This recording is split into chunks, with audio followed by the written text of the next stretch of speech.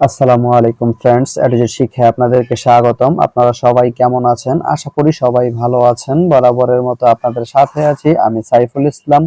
চলে এসেছি নতুন একটি ভিডিও নিয়ে। আজকে আমরা জানবো আপনি পাহাড়তলি থেকে তেজগাঁও যেতে কোন কোন ট্রেন রয়েছে, সেই ট্রেনগুলো ছাড়ার নতুন সময়সূচি, বন্ধের দিন এবং গিয়ে পৌঁছতে কতক্ষণ সময় লাগবে বিস্তারিত। তো আমি যদি আপনাদেরকে ট্রেনের সময়সূচিগুলা বলে দিই, আপনি পাহাড়তলি থেকে তেজগাঁও যেতে শুধুমাত্র একটি ট্রেন রয়েছে, সেটি হচ্ছে কর্ণফুলী। কর্ণফুলী ট্রেনটি পাহাড়তলি থেকে ছাড়বে সকাল 9টা 57 মিনিটে এবং এটি তেজগাঁও গিয়ে পৌঁছবে সন্ধ্যা 6টা 8 মিনিটে। এই ট্রেনটির কোনো অফ ডে নেই।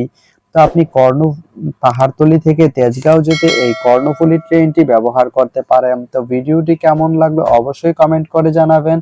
আর ভিডিওটি যদি ভালো লেগে থাকে বা আপনার কোনো উপকারে এসে থাকে তাহলে ভিডিওতে একটা লাইক করে দিবেন, কারণ আপনার একটা লাইক আমাকে অনেক ইন্সপায়ার করে নতুন নতুন আরো ভিডিও বানাতে।